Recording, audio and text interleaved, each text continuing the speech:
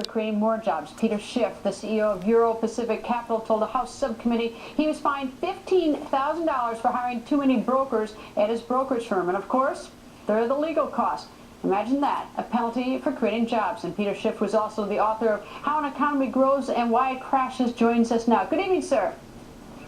Good evening, Greta. So tell me, right now, do you have the capital and profits so that if you wanted to hire some more employees, you could? Well, I have more than that. Just yesterday, after almost 3 years, I got a letter from the security regulators giving me permission, finally, to hire about 50 additional brokers. So I finally got that permission. It took a long time. I had to spend a lot of money to get it. And I also got permission to finally publish my research, which is something I've been wanting to do for years. So now I can actually start to hire some analysts. But for years I wanted to hire them, but basically I couldn't do it because I couldn't sell any of the research that they produced.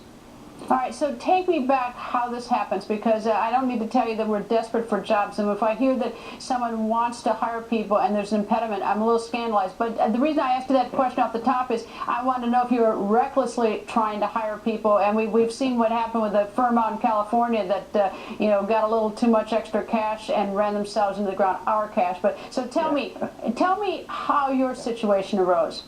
Yeah, I mean, not at all. I mean, first of all, regulations are crippling businesses all around the country. It's not just mine. And in some cases, they don't just cripple the business, they kill the business. But what happened is, if you go back to 2008, my business was growing very rapidly. I had a book, Crash Proof, had a profit from the coming economic collapse. A lot of the things that I forecast in my book started to happen. And so I started to get a lot of new customers. And in order to keep pace with all the new customers, I needed to hire new brokers to service the accounts.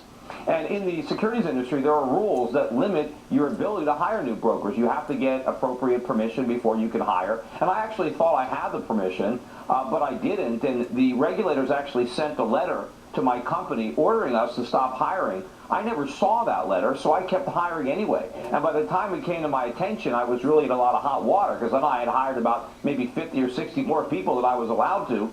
And that set into motion a chain of events and a lot of legal costs on my part. And it really slowed me down. But in the meantime, before I can get around to actually formally requesting permission to hire the additional personnel, you have other compliance issues that come up that put that thing on a back burner. So the whole process took me years. But the bottom line is, I wanted to expand the business for years, and I wasn't able to do it because of the regulatory hurdles that I had to jump over. And it isn't just the one specifically about how many people you can hire.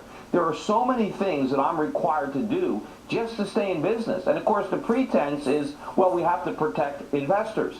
Investors don't need protection from me. I protect them. I want to protect my reputation. The free market is the best regulator. All these securities regulations do is protect the major brokerage firms from competition, because they make it very difficult for small firms like mine to grow. And in fact, many firms are bankrupted. Look at the last few years. We've lost maybe a third of the small brokerage firms, and the reason they're going out of business is they can't afford to comply with the rules and regulations. Let me ask you a couple quick questions. Who are the regulators? What division of the government? Well, the government, the SEC is part of the government, but the FCC securities industry, which I'm a part of, is regulated by FINRA, which is a private self-regulatory organization, but the government requires me to be a member.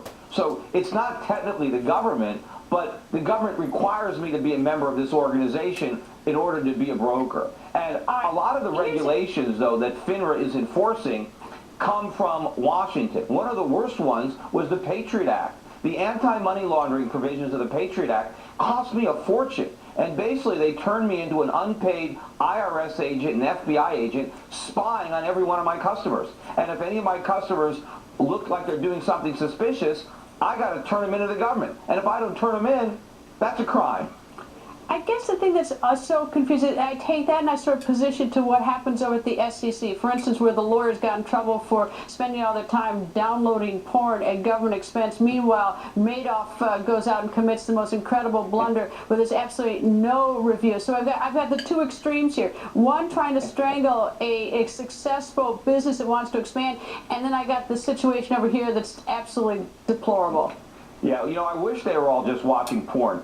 Then the industry could actually grow. But, the problem with Madoff is Madoff actually happened because, I think, of the regulators. If we didn't have security regulation, I don't think Bernie Madoff ever could have gone as big as he was.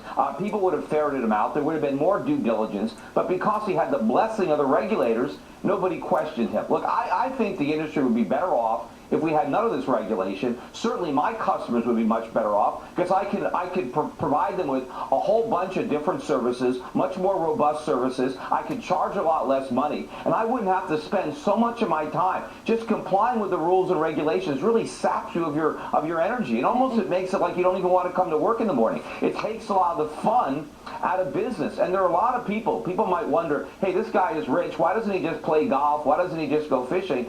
A lot of entrepreneurs, in addition to making money, enjoy running a business. They enjoy growing a business. But the government takes all that joy away. When the government runs your business and tries to micromanage it with all these little regulations, a lot of people just say, I don't want to do it anymore. And some of the harshest regulations fall on companies when they hire people. In fact, you know, one of the worst things that you can do in America is hire somebody. Because the minute you hire somebody, it's almost like you're a criminal. There's all sorts of ways you can be fined. There's all sorts of ways that you can be sued. Your rights go out the window the minute you become an employer. We've passed so many laws to protect employees.